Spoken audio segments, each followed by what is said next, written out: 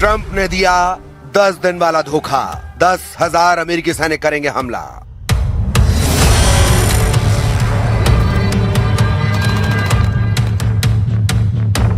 महीने भर के ईरान युद्ध ने सब कुछ तबाह कर डाला है। दुनिया भर में तेल का कोहराम मचा हुआ है और इधर ईरान किसी भी कीमत पर हार मानने को तैयार नहीं है। हम आपको दिखाने जा रहे हैं कि अचानक ट्रंप ने 10 दिन तक ईरान पर हमला करने का फैसला क्यों लिया है। क्या ईरान से गुप्त मीटिंग के बाद ट्रंप को पता चल गया है कि ईरान को हराना नामुमकिन है। साथ ही ये भी जान लीजिए कि क्यों इजराइल लगभग महीने भर की जंग के बाद ये कहने को मजबूर हुआ है कि उसके पास जंग करने के लिए सैनिकों की कमी हो सकती है, और क्यों अचानक ट्रंप ईरान के तेल पर मेहरबान हो रहे हैं। क्या ट्रंप ईरान के साथ 10 दिन का ऐसा धोखा करने जा रहे हैं जिसके चलते वो ईरान के होर्मुज और खार्ग द्वीप पर कब्जा कर लेंगे। आखिर अचानक अमेरिका ईरान पर जमीनी हमला करने के लिए क्यों तैयार हो रहा है, और क्यों अब 10,000 अमेरिकी सैनिक ईरान में तबाही मचाने के लिए उतरने वाले हैं। 10,000 अमेरिकी सैनिक करेंगे हमला।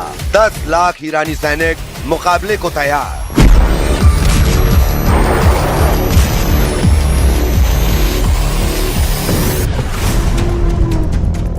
ईरान के 10,000 ठिकानों को अमेरिका तबाह कर चुका है। अमेरिका और इजराइल मिलकर 21,000 से ज्यादा बम और मिसाइलें ईरान पर दाग चुके हैं। 90% से ज्यादा ईरानी मिसाइलों के लॉन्चर तबाह करने का दावा अमेरिका कर चुका है। 85% से ज्यादा मिसाइलें ईरान की तबाह हो चुकी हैं। ईरान की एयरफोर्स और नेवी पूरी तरह से तबाह करने का दावा ट्रंप कर चुके हैं। लेकिन उसके बावजूद ईरान ने इजराइल और अमेरिकी ठिकानों पर मिसाइलों की 83वीं लहर शुरू कर दी है। पिछले 24 घंटे में इजराइल के तेल अवीव, हाइफा, सफेद, डिमोना शहर पर भीषण हमले हो चुके हैं। ईरान के इन हमलों की ताकत से साफ पता चलता है कि ईरान को हराना बेहद मुश्किल है।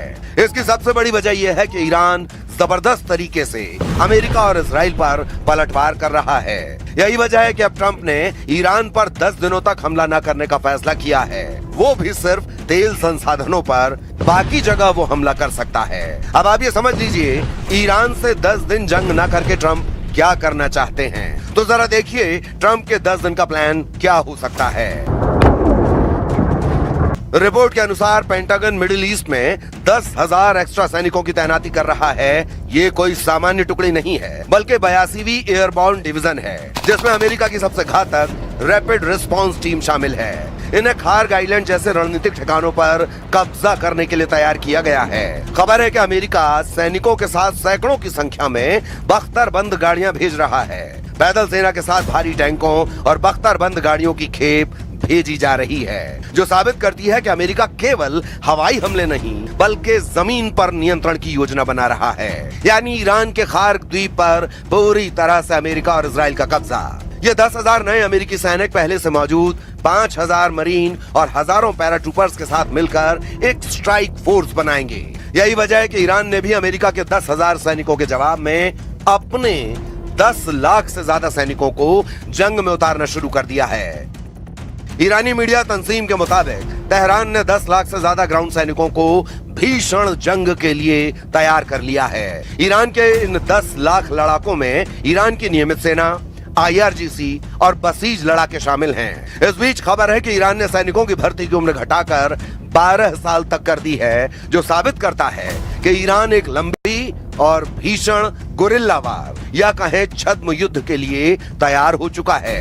ईरान का मानना है कि यदि अमेरिका जमीनी हमला करता है तो वे अपने 10 लाख से ज्यादा सैनिकों के साथ अमेरिकी सेना को शहरों में उलझा देंगे। वॉल स्ट्रीट जर्नल की रिपोर्ट के अनुसार रक्षा विभाग के अधिकारियों ने बताया कि इस फोर्स में पैदल सेना और बख्तरबंद गाड़ियां शामिल हो सकती हैं। The regime who chanted death to America and death to Israel was gifted death from America and death from Israel. This is not a so-called regime change war, but the regime sure did change, and the world is better off for it.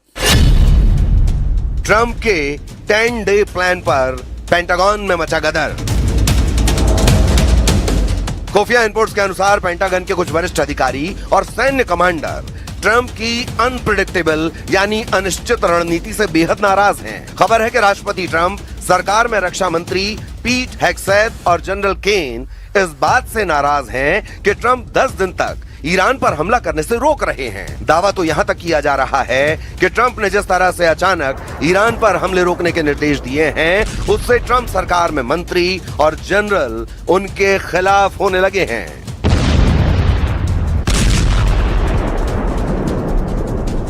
America के war experts का दावा है कि सैन्य रणनीतिकारों को डर है कि यदि ईरान युद्ध लंबा चला तो अमेरिका के पास मिसाइल इंटरसेप्टर्स की कमी हो जाएगी, जिससे इंडो पैसिफिक क्षेत्र में उनकी पकड़ कमजोर हो सकती है। ट्रंप प्रशासन द्वारा परमाणु हथियारों के इस्तेमाल के विकल्प को खारिज न करने से सैन्य हलकों में काफी चिंता है।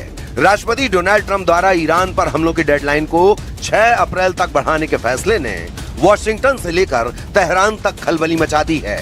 इस 10 दिन के पॉज के पीछे गहरा सैन्य और आर्थिक गणित छिपा है। ईरान इस 10 दिन की मोहलत का उपयोग अपनी हार को टालने और जवाबी हमले की तैयारी के लिए कर रहा है। खुफिया इनपुट बताते हैं कि ईरान अपनी महत्वपूर्ण मिसाइल लॉन्चर्स और परमाणु उपकरणों को सतह से हटाकर भूमिगत सुरंगों में छिपा रहा है। ईरान इस समय का उपयोग 10 लाख सैनिकों को बॉर्डर पर तैनात करने और बसीज लड़ाकों को शहरी युद्ध के लिए तैयार करने में कर रहा है।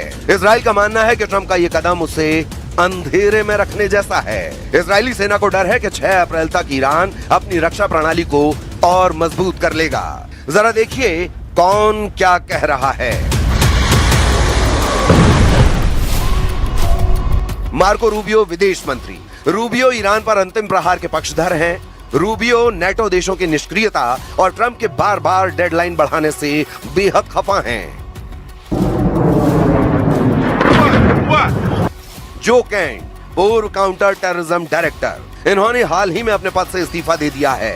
उनका आरोप है कि ट्रंप प्रशासन बिना किसी ठोस रणनीति के अमेरिका को एक और 20 साल चलने वाले युद्ध में झोंक रहा है।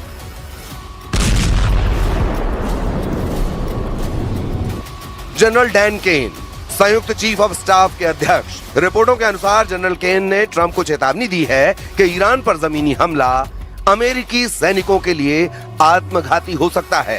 ट्रंप ने सोशल मीडिया पर उनकी आलोचना भी की है।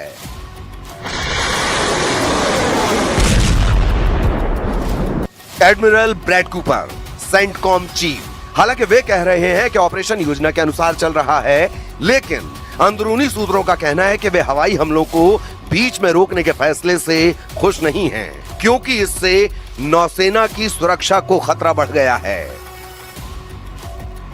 अगले 72 घंटे महत्वपूर्ण हैं, क्योंकि अमेरिका की 82वीं एयरबॉर्न डिवीजन के हजारों सैनिक खाड़ी क्षेत्रों में पहुंच रहे हैं। अब देखना होगा कि ईरान इस पर कैसे पलटवार करता है।